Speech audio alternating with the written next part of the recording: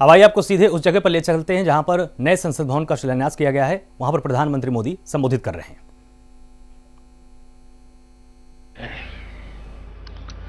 भारतीयों द्वारा भारतीयता के विचार से ओतप्रोत भारत के संसद भवन के निर्माण का शुभारंभ हमारी लोकतांत्रिक परंपराओं के सबसे अहम पड़ाव में से एक है। हम भारत के लोग मिलकर अपनी संसद के इस नए भवन को बनाएंगे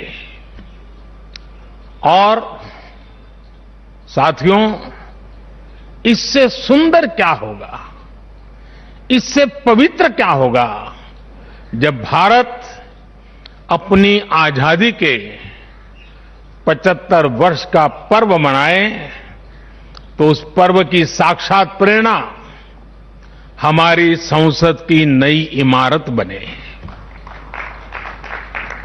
आज 130 करोड़ से ज्यादा भारतीयों के लिए बड़े सौभाग्य का दिन है, गर्व का दिन है जब हम इस ऐतिहासिक पल के साक्षी बन रहे हैं।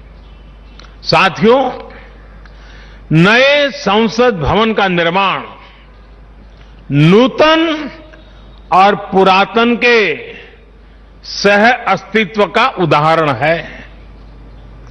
ये समय और जरूरतों के अनुरूप खुद में परिवर्तन लाने का प्रयास है। मैं अपने जीवन में वो क्षण कभी नहीं भूल सकता जब 2014 में पहली बार एक सांसद के तौर पर मुझे संसद भवन में आने का अवसर मिला था। तब लोकतंत्र के इस मंदिर में कदम रखने से पहले मैंने सिर झुकाकर, माथा टेक कर लोकतंत्र के इस मंदिर को नमन किया था। हमारे वर्तमान संसद भवन ने आजादी के आंदोलन और फिर स्वतंत्र भारत को गढ़ने में अपनी अहम भूमिका निभाई है। आजाद भारत की पहली सरकार का गठन भी यही हुआ और पहली संसद भी यहीं बैठी। इसी संसद भवन में हमारे संविधान की रचना हुई, हमारे लोकतंत्र की पुनर्स्थापना हुई। बाबा साहब आंबेडकर और अन्य वरिष्ठों ने सेंट्रल हॉल में गहन मंथन के बाद हमें अपना संविधान दिया। संसद की मौजूदा इमारत स्वतंत्र भारत के हर उतार चढ़ाव, हमारी हर चुनौतियां, हमारे समाधान, हमारी आशाओं आकांक्षाओं, हमारी सफलता का प्रतीक रही है। इस भवन में बना प्रत्येक कानून, इन कानूनों के निर्माण के दौरान संसद भवन में कही अनेक गहरी बातें, ये सब हमारे लोकतंत्र की धरोहर है।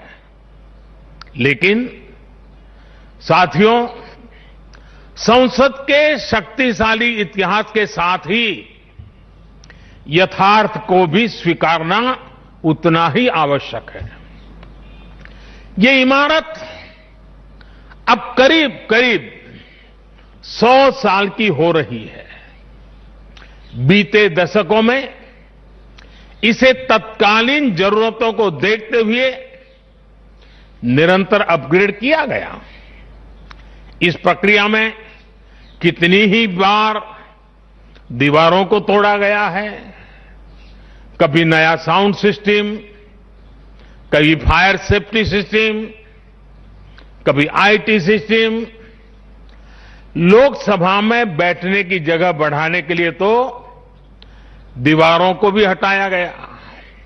इतना कुछ होने के बाद संसद का ये भवन अब विश्राम मांग रहा है। अभी लोकसभा अध्यक्ष जी भी बता रहे थे कि किस तरह बरसों से मुश्किलों भरी स्थिति रही है। बरसों से नए संसद भवन की जरूरत महसूस की गई है। ऐसे में ये हम सभी का दायित्व बनता है कि 21वीं सदी के भारत को अब एक नया संसद भवन मिले। इसी दिशा में आज ये शुभारंभ हो रहा है और इसलिए आज जब हम एक नए संसद भवन का निर्माण कार्य शुरू कर रहे हैं तो वर्तमान संसद परिषद के जीवन में नए वर्ष भी जोड़ रहे हैं। साथियों, नए संसद भवन में ऐसी अनेक नई चीजें की जा रही हैं जिससे सांसदों की एफिशिएंसी बढ़ेगी, उनके वर्क कल्चर में आधुनिक तौर तरीके आएंगे। अब जैसे अपने सांसदों से मिलने के लिए उनके संसदीय क्षेत्र से लोग आते हैं, तो अभी जो संसद भवन है उसमें लोगों को बहुत दिक्कत होती है। आम जनता को दिक्कत होती है, नागरिकों को दिक्कत होती है। आम जनता को अपनी कोई परेशानी अपने सांसद को बतानी है, कोई सुख दुख बांटना है, तो इसके लिए भी संसद भवन में स्थान की बहुत कमी महसूस होती है। भविष्य में प्रत्येक सांसद के पास ये सुविधा होगी कि वो अपने क्षेत्र के लोगों से यही निकट में ही, इसी ये विशाल परिसर के बीच में ही उनको एक व्यवस्था मिलेगी ताकि वो अपने संसदीय क्षेत्र से आए लोगों को उनके सुख दुख बांट सके। साथियों, पुराने संसद भवन ने स्वतंत्रता के बाद के भारत को दिशा दी, तो नया भवन आत्मनिर्भर भारत के निर्माण का गवाह बनेगा। पुराने संसद भवन में देश की आवश्यकताओं की पूर्ति के लिए काम हुआ, तो नए भवन में 21वीं सदी के भारत की आकांक्षाएं पूरी की जाएगी। जैसे आज इंडिया गेट से आगे नेशनल वॉर मेमोरियल ने राष्ट्रीय पहचान बनाई है, वैसे ही संसद का नया भवन अपनी पहचान स्थापित करेगा। देश के लोग, आने वाली पीढ़ियां नए भवन को देखकर गर्व करेगी कि ये स्वतंत्र भारत में बना है। आजादी के 75 वर्ष का स्मरण करते हुए इसका निर्माण हुआ है। साथियों, संसद भवन की शक्ति का स्रोत, उसकी ऊर्जा का स्रोत हमारा लोकतंत्र है। आजादी के समय किस तरह से एक लोकतांत्रिक राष्ट्र के रूप में भारत के अस्तित्व पर संदेह और शंकाएं जताई गई थी, ये इतिहास का हिस्सा है। अशिक्षा, गरीबी, सामाजिक विविधता और अनुभवहीनता जैसे अनेक तर्कों के साथ ये भविष्यवाणी भी कर दी गई थी कि भारत में लोकतंत्र असफल हो जाएगा। आज हम गर्व से कह सकते हैं कि हमारे देश ने उन आशंकाओं को न सिर्फ गलत सिद्ध किया है, बल्कि 21वीं सदी की दुनिया भारत को अहम लोकतांत्रिक ताकत के रूप में आगे बढ़ते हुए देख भी रही है। साथियों, लोकतंत्र भारत में क्यों सफल हुआ, क्यों सफल है और क्यों कभी लोकतंत्र पर आंच नहीं आ सकती, ये बात हमारी हर पीढ़ी को जानना समझना बहुत आवश्यक है। हम देखते सुनते हैं, दुनिया में 13वीं शताब्दी में रचित मैग्ना कार्टा की बहुत चर्चा होती है। कुछ विद्वान इसे लोकतंत्र की बुनियाद भी बताते हैं, लेकिन ये भी बात उतनी ही सही है कि मैग्ना कार्टा से भी पहले 12वीं शताब्दी में 12th सेंचुरी में ही भारत में भगवान बसवेश्वर का अनुभव मंटपम अस्तित्व में आ चुका था। अनुभव मंटपम के रूप में उन्होंने लोक संसद का न सिर्फ निर्माण किया था, बल्कि उसका संचालन भी सुनिश्चित किया था। और भगवान बसवेश्वर जी ने कहा था, ये अनुभव मंटप जनसभा नादिना मट्टू राष्ट्रदा उन्नति के हागु अभिवृद्धि के पुरगावगी केलसा मादत था दे। यानी ये अनुभव मंटपम एक ऐसी जनसभा है जो राज्य और राष्ट्र के हित में और उनकी उन्नति के लिए सभी को एकजुट होकर काम करने के लिए प्रेरित करती है। अनुभव मंटपम लोकतंत्र का ही तो एक स्वरूप था। साथियों, इस कालखंड के और पहले जाएं तो तमिलनाडु में चेन्नई से 80-85 किलोमीटर दूर उत्तरा मेरूर नाम के गांव में एक बहुत ही ऐतिहासिक साक्ष्य दिखाई देता है। इस गांव में चोल साम्राज्य के दौरान 10वीं शताब्दी में पत्थरों पर तमिल में लिखी गई पंचायत व्यवस्था का वर्णन है, 10th सेंचुरी। और इसमें बताया गया है कि कैसे हर गांव को कुडुंब में कैटेगराइज किया जाता था, जिनको अगर आज की भाषा में कहना है तो हम आज उसको एक वार्ड कह सकते हैं। उन कुडुंबों से एक एक प्रतिनिधि महासभा में भेजा जाता था। और जैसा आज भी होता है, इस गांव में 1000 वर्ष पूर्व जो महासभा लगती थी, वो आज भी वहां मौजूद है। और साथियों, 1000 वर्ष पूर्व बनी इस लोकतांत्रिक व्यवस्था में एक और बात बहुत महत्वपूर्ण थी।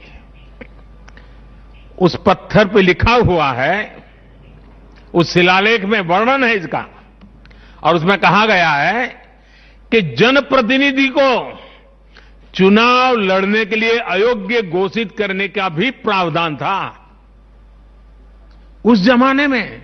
और नियम क्या था?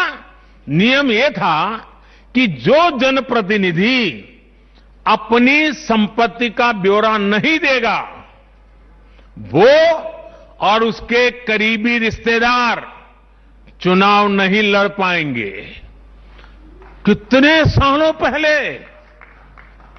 सोचिए, कितनी बारीकी से उस समय पर हर पहलू को सोचा गया, समझा गया, अपनी लोकतांत्रिक परंपराओं का हिस्सा बनाया गया। साथियों, लोकतंत्र का हमारे इतिहास देश के हर कोने में नजर आता है, कोने कोने में नजर आता है।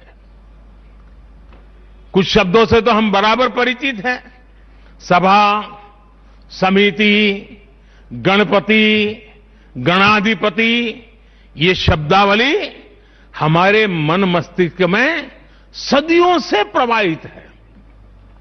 सदियों पहले शाक्य, मल्ल और बेज्जी जैसे गणतंत्र हो, लिच्छवी, मल्लक, मड़क और कंबोज जैसे गणराज्य हो, या फिर मौर्य काल में कलिंग, सभी ने लोकतंत्र को ही शासन का आधार बनाया था।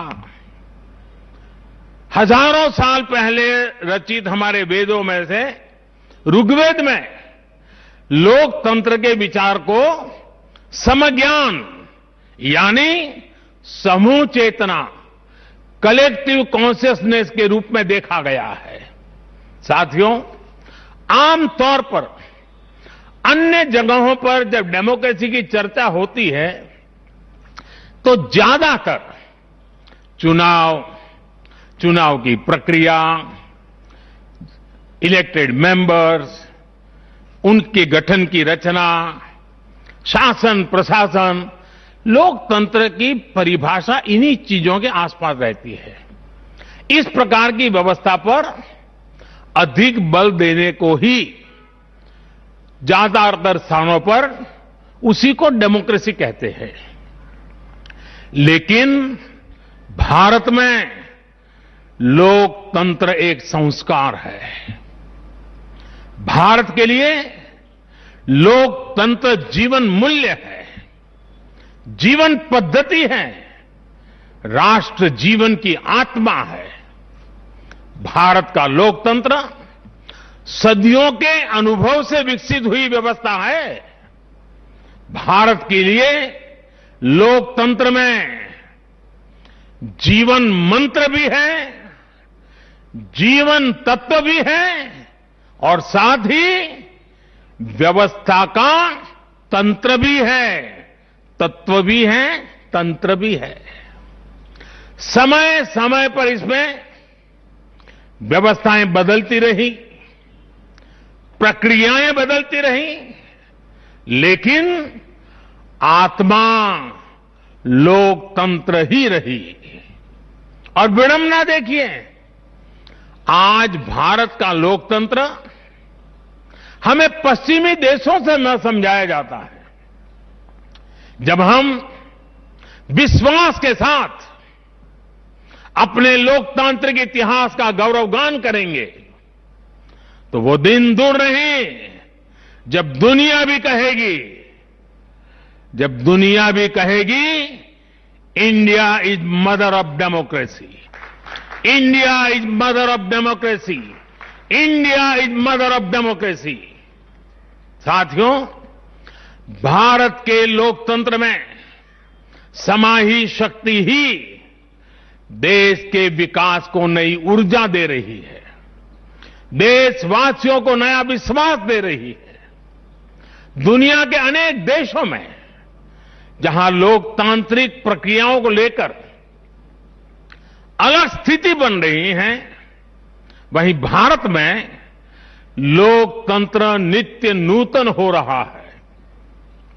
हाल के वर्षों में हमने देखा है कि कई लोकतांत्रिक देशों में अब वोटर टर्नआउट लगातार घट रहा है।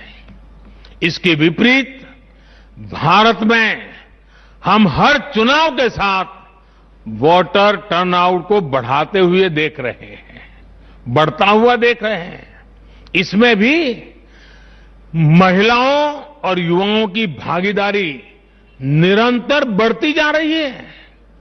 साथियों, इस विश्वास की, इस आस्था की वजह है भारत में लोकतंत्र हमेशा से ही गवर्नेंस के साथ ही मतभेदों और विरोधाभासों को सुलझाने का महत्वपूर्ण माध्यम भी रहा है।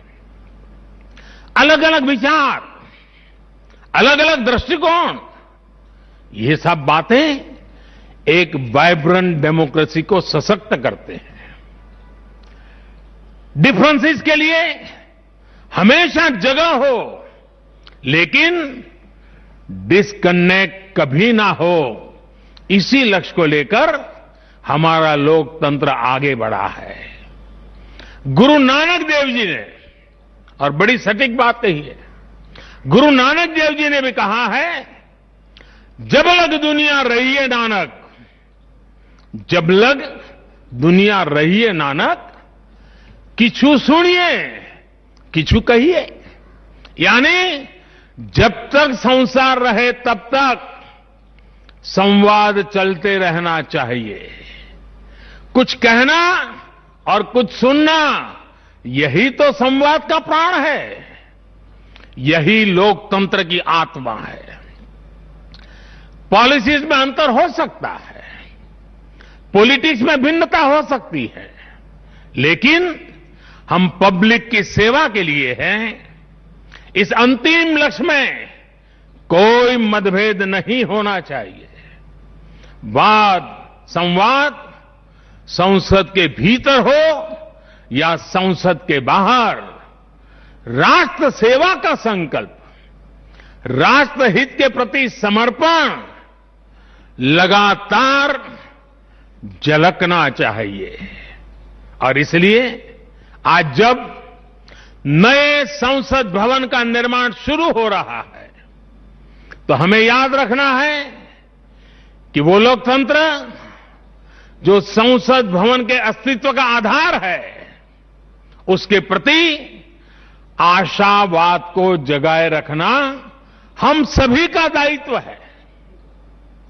हमें हमेशा याद रखना है कि संसद पहुंचा हर प्रतिनिधि जवाबदेह है। ये जवाबदेही जनता के प्रति भी है और संविधान के प्रति भी है। हमारा हर फैसला राष्ट्र प्रथम, नेशन फर्स्ट, इसकी भावना से ही होना चाहिए। हमारे हर फैसले में राष्ट्रहित सर्वोपरि रहना चाहिए। राष्ट्रीय संकल्पों की सिद्धि के लिए हम एक स्वर में, एक आवाज में खड़े हो, ये बहुत जरूरी है। साथियों, हमारे यहां जब मंदिर के भवन का निर्माण होता है, तो शुरू में उसका आधार सिर्फ ईंट पत्थर ही होता है। कारीगर, शिल्पकार सभी के परिश्रम से मंदिर के भवन का निर्माण पूरा होता है। लेकिन वो भवन एक मंदिर तब बनता है, उसमें पूर्णता तब आती है जब उसमें प्राण प्रतिष्ठा होती है। प्राण प्रतिष्ठा होने तक वो सिर्फ एक इमारत ही रहता है। साथियों, नया संसद भवन भी बनकर तो तैयार हो जाएगा, लेकिन वो तब तक एक इमारत ही रहेगा जब तक उसकी प्राण प्रतिष्ठा नहीं होगी। लेकिन ये प्राण प्रतिष्ठा किसी एक मूर्ति की नहीं होगी। लोकतंत्र के इस मंदिर में इसका कोई विधान भी नहीं है, विधि विधान भी नहीं है। इस मंदिर की प्राण प्रतिष्ठा करेंगे इसमें चुनकर आने वाले जनप्रतिनिधि, उनका समर्पण, उनका सेवा भाव इस मंदिर की प्राण प्रतिष्ठा करेगा। उनका आचार, विचार, व्यवहार इस लोकतंत्र के मंदिर की प्राण प्रतिष्ठा करेगा। भारत की एकता, अखंडता को लेकर किए गए उनके प्रयास इस मंदिर की प्राण प्रतिष्ठा की ऊर्जा बनेंगे। जब एक एक जनप्रतिनिधि अपना ज्ञान, अपना कौशल्य, अपनी बुद्धि, अपनी शिक्षा, अपना अनुभव पूर्ण रूप से यहां निचोड़ देगा, राष्ट्रहित में निचोड़ देगा, उसी का अभिषेक करेगा, तब इस नए संसद भवन की प्राण प्रतिष्ठा होगी। यहां राज्यसभा काउंसिल्स ऑफ स्टेट्स है, एक ऐसी व्यवस्था है जो भारत के फेडरल स्ट्रक्चर को बल देती है। राष्ट्र के विकास के लिए राज्य का विकास, राष्ट्र के विकास के लिए राज्य का विकास, राष्ट्र की मजबूती के लिए राज्य की मजबूती, राष्ट्र के कल्याण के लिए राज्य का कल्याण, इस मूलभूत सिद्धांत के साथ काम करने का हमें प्रण लेना है। पीढ़ी दर पीढ़ी आने वाले कल में जो जनप्रतिनिधि यहां आएंगे, उनके शपथ लेने के साथ ही प्राण प्रतिष्ठा के इस महायज्ञ में उनका योगदान शुरू हो जाएगा। इसका लाभ देश के कोटि कोटि जनों को होगा। संसद की नई इमारत एक ऐसी तपोस्थली बनेगी जो देशवासियों के जीवन में खुशहाली लाने के लिए काम करेगी, जन कल्याण का काम करेगी। साथियों, 21वीं सदी भारत की सदी हो, यह हमारे देश के महापुरुषों और महान नारियों का सपना रहा है। लंबे समय से इसकी चर्चा हम सुनते आ रहे हैं। 21वीं सदी भारत की सदी तब बनेगी जब भारत का एक एक नागरिक अपने भारत को सर्वश्रेष्ठ बनाने के लिए अपना योगदान देगा। बदलते हुए विश्व में भारत के लिए अवसर बढ़ रहे हैं। कभी कभी तो लगता है जैसे अवसर की बाढ़ आ रही है। इस अवसर का हमें किसी भी हालत में, किसी भी सूरत में इन अवसरों को हमें हाथ से निकलने नहीं देना है। पिछली शताब्दी के अनुभवों ने हमें बहुत कुछ सिखाया है। उन अनुभवों से सीखे और उन अनुभवों की सीख हमें बार बार याद दिला रही है कि अब समय नहीं गंवाना है, समय को साधना है। साथियों, एक बहुत पुरानी और महत्वपूर्ण बात मैं आज जिक्र करना चाहता हूं। वर्ष 1897 में स्वामी विवेकानंद जी ने देश की जनता के सामने 1897 में कहा था कि अगले 50 सालों के लिए उन्होंने एक आह्वान किया था और स्वामी जी ने कहा था कि आने वाले 50 सालों तक भारत माता की आराधना ही सर्वोपरि हो। देशवासियों के लिए उनका यही एक काम, भारत माता की आराधना। और हमने देखा उस महापुरुष की वाणी की ताकत। इसके ठीक 50 वर्ष बाद 1947 में भारत को आजादी मिल गई थी। आज जब संसद के नए भवन का शिलान्यास हो रहा है तो देश को एक नए संकल्प का भी शिलान्यास करना है। हर नागरिक को नए संकल्प का शिलान्यास करना है। स्वामी विवेकानंद जी ने उनके उस आह्वान को याद करते हुए हम सबको ये संकल्प लेना है। ये संकल्प हो इंडिया फर्स्ट का, भारत सर्वोपरि।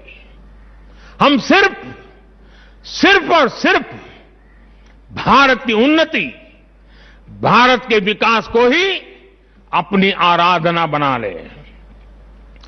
हमारा हर फैसला देश की ताकत बढ़ाए। हमारा हर निर्णय, हर फैसला एक ही तराजू में तोला जाए और वो तराजू है देश का हित सर्वोपरि, देश का हित सबसे पहले। हमारा हर निर्णय वर्तमान और भावी पीढ़ी के हित में हो। साथियों, स्वामी विवेकानंद जी ने तो 50 वर्ष की बात की थी। हमारे सामने 25-26 साल बाद आने वाली भारत की आजादी की 100वीं वर्षगांठ है, जब देश वर्ष 2047 में 2047 में अपनी स्वतंत्रता के 100वें वर्ष में प्रवेश करेगा। तब हमारा देश कैसा हो, हमें देश को कहां तक ले जाना है, इस 25-26 वर्ष कैसे हमें खप जाना है, इसके लिए हमें आज संकल्प लेकर काम शुरू करना है। जब हम आज संकल्प लेकर देश हित को सर्वोपरि रखते हुए काम करेंगे तो देश का वर्तमान ही नहीं बल्कि देश का भविष्य भी बेहतर बनाएंगे। आत्मनिर्भर भारत का निर्माण, समृद्ध भारत का निर्माण अब रुकने वाला नहीं है, कोई रोक भी नहीं सकता। साथियों, हम भारत के लोग ये प्रण करें, हमारे लिए देश हित से बड़ा और कोई हित कभी नहीं होगा। हम भारत के लोग ये प्रण करें, हमारे लिए देश की चिंता अपनी खुद की चिंता से बढ़कर होगी। हम भारत के लोग ये प्रण करें, हमारे लिए देश की एकता अखंडता से बढ़कर कुछ नहीं होगा। हम भारत के लोग ये प्रण करें, हमारे लिए देश के संविधान की मान मर्यादा और उसकी अपेक्षाओं की पूर्ति जीवन का सबसे बड़ा ध्येय होगी। हमें गुरुदेव रविन्द्रनाथ टैगोर की ये भावना हमेशा याद रखनी है। और गुरुदेव रविन्द्रनाथ टैगोर की भावना क्या थी? गुरुदेव कहते थे, एकोता उत्साहो धरो, एकोता उत्साहो धरो, জাতীয় উন্নতি করো, দুসুক ভুবনে সবে ভারতের জয়। यानी एकता का उत्साह थामे रहना है। हर नागरिक उन्नति करे, पूरे विश्व में भारत की जय जयकार हो। मुझे विश्वास है हमारी संसद का नया भवन हम सभी को एक नया आदर्श प्रस्तुत करने की प्रेरणा देगा। हमारी लोकतांत्रिक संस्थाओं की विश्वसनीयता हमेशा और मजबूत होती रहे। इसी कामना के साथ मैं अपनी वाणी को विराम देता हूं और 2047 के संकल्प के साथ पूरे देशवासियों को चल पड़ने के लिए निमंत्रण देता हूं। आप सबका बहुत बहुत धन्यवाद। धन्यवाद माननीय प्रधानमंत्री जी, आपके प्रेरणादायक शब्दों के लिए आपका हृदय से आभार। तो भारत के प्रधानमंत्री पूरे के पूरे देश को संबोधित कर रहे थे और इसमें इन्होंने आह्वान किया है कि जब 2047 में भारत अपनी आज़ादी की 100वीं वर्षगांठ बनाएगा तब इंडिया फर्स्ट के नारे के साथ, इसके संकल्प के साथ हमको उठ खड़े होना है और उसके लिए अभी से हमको तैयारी करनी है। प्रधानमंत्री ने पूरे की पूरी भारतीय संस्कृति में अब तक किस तरह से लोकतंत्र को मजबूत बनाया गया, उन्होंने इसकी पूरी जानकारी भी दी। ऋग्वैदिक काल से लेकर मौरोत्तर काल होते हुए उसके बाद जो सल्तनत युग था उसकी बात उन्होंने की है। किस तरह से ऋग्वेद युग में वहाँ पर लोकतंत्र की प्राचीन अवधारणाएं विकसित हुई थीं, किस तरह से मौरोत्तर काल में उन्होंने वज्जी, मल्ल, संघ जैसे तमाम गणराज्यों की उन्होंने बात कही, उन्होंने महाजनपदों की बात कही, अंग, मगध, काशी, कौशल में किस तरह से लोकतंत्र को मजबूत बनाया गया था और किस तरह से वहाँ पर बैठकें होती थीं। इसकी पूरी जानकारी प्रधानमंत्री ने अपने संबोधन में दी है और उनका पूरा उद्देश्य ये था कि भारत ही लोकतंत्र की जननी है। भारत ने ही पूरे के पूरे विश्व को लोकतंत्र दिया है।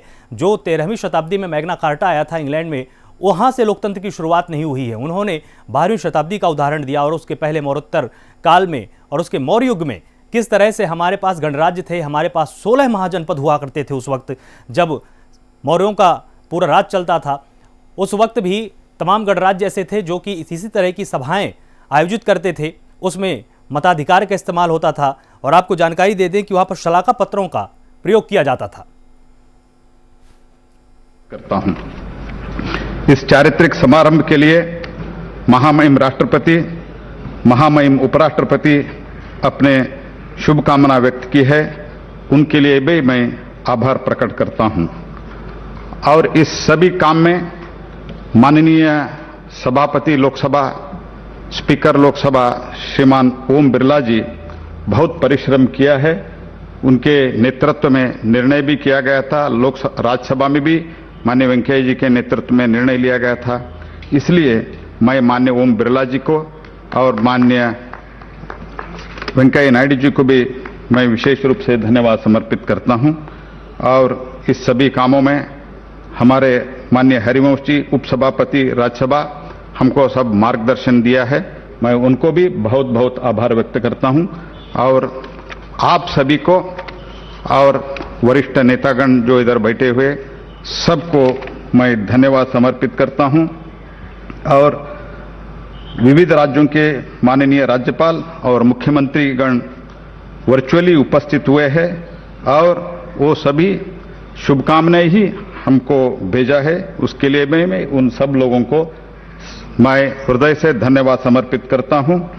और इस कार्यक्रम में भाग लिए हुए हमारा सभी मीडिया बंधुओं को भी मैं धन्यवाद समर्पित करते हुए urban development minister Hardeep Singh Puri ji ने इस कार्यक्रम के लिए बहुत सुचारू रूप से अरेंजमेंट किया है, मैं उनको भी धन्यवाद समर्पित करते हुए मैं फिर से एक बार माननीय प्रधानमंत्री जी को बहुत बहुत धन्यवाद समर्पित करता हूं यह ऐतिहासिक निर्णय के लिए। धन्यवाद, नमस्कार।